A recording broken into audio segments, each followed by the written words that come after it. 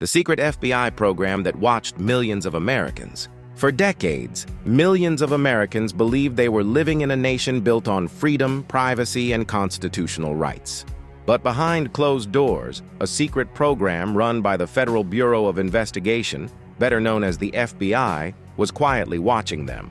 This program was called COINTELPRO, short for Counterintelligence Program.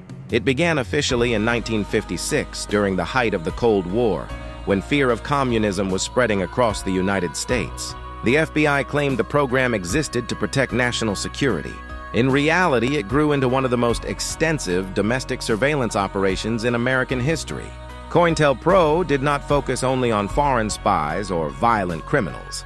Instead, it targeted American citizens, many of whom had committed no crime at all. Civil rights leaders, anti-war activists, journalists, student organizations, and political groups were all placed under surveillance. Their phone calls were secretly recorded. Their mail was opened.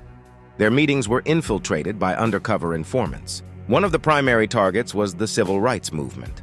Leaders who fought for racial equality were labeled as subversive or dangerous.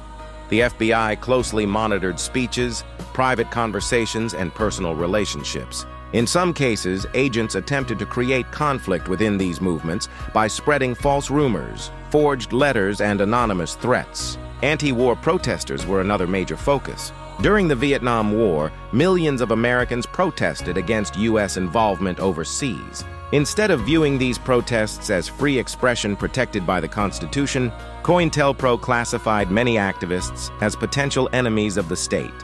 Student groups on college campuses were watched constantly, and organizers were often harassed or intimidated. What made COINTELPRO especially controversial was that it operated without public knowledge, judicial oversight, or congressional approval. Most Americans had no idea such a program existed.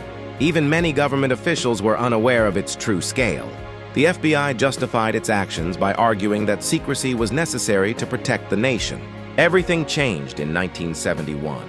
A small group of ordinary citizens broke into an FBI field office in Media, Pennsylvania.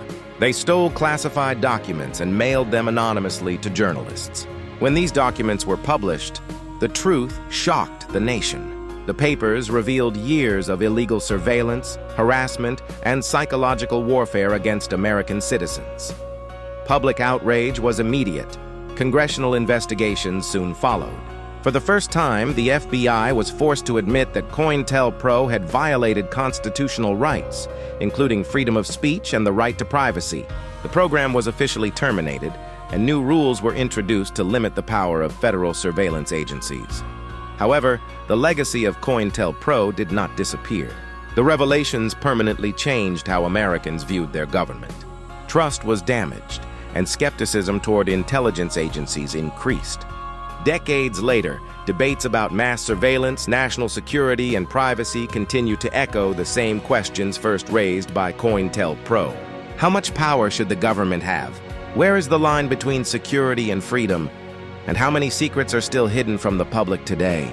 COINTELPRO remains a reminder that even in a democracy, unchecked power can quietly grow in the shadows, watching, recording, and influencing the lives of millions without their knowledge.